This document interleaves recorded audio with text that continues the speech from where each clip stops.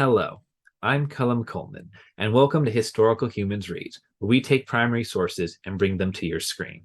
Today we are reading from Gulliver's Travels, a 1726 novel by Irish writer and clergyman Jonathan Swift. A highly educated satirist, Swift used Gulliver's Travels to systematically parody Britain's imperialist practices and attitudes towards the rest of the world. Today we will be reading an excerpt from Chapter 3, wherein Gulliver observes the diversions presented before the court of Lilliput, a land of people who are all only 6 inches tall. With that, let's begin. My gentleness and good behavior had gained so far on the emperor and his court, and indeed upon the army and people in general, that I began to conceive hopes of getting my liberty in a short time. I took all possible methods to cultivate this favorable disposition. The natives came, by degrees, to be less apprehensive of any danger from me. I would sometimes lie down and let 5 or 6 of them dance on my head, and at last the boys and girls would venture to come and play at hide and seek in my hair. I had now made good progress in understanding and speaking the language. The emperor had a mind one day to entertain me with several of the country shows, wherein they exceed all nations I have known, both for dexterity and magnificence. I was diverted with none so much as that of the rope dancers, performed upon a slender right thread, extended about 2 feet and 12 inches from the ground, upon which I shall desire liberty, with the reader's patience, to enlarge a little.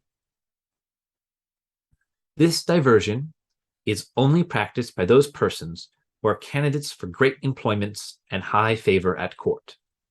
They are trained in this art from their youth, and are not always of noble birth or liberal education.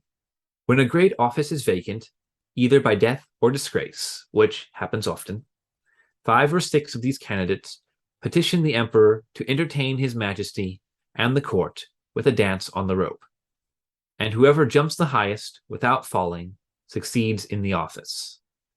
Very often the chief ministers themselves are commanded to show their skill and to convince the emperor that they have not lost their faculty. Limnap, the treasurer, is allowed to cut a caper on a straight rope at least an inch higher than any other lord in the whole empire. I have seen him do the somerset several times together, upon a trencher fixed on a rope which is no thicker than a common pack thread in England. My friend Reldriesel, the principal secretary for private affairs, is, in my opinion, if I am not partial, the second after the treasurer. The rest of the great officers are much upon a par. These diversions are often attended with fatal accidents, whereof a great number are on record. I myself have seen 2 or 3 candidates break a limb, but the danger is much greater when the ministers themselves are commanded to show their dexterity, for, by contending to excel themselves and their fellows, they strain so far that there is hardly one of them who has not received a fall, and some of them 2 or 3. I was assured that, a year or 2 before my arrival, Flimnap would infallibly have broken his neck if one of the king's cushions that had accidentally lay upon the ground had not weakened the force of his fall. This has been an excerpt from Gulliver's Travels on Historical Humans Reads. If you enjoyed this video and would like to hear more excerpts from original texts, please follow or subscribe to us on your platform of choice. If there's a work you would like to hear, be sure to like the video and leave a comment down below. Thank you for listening.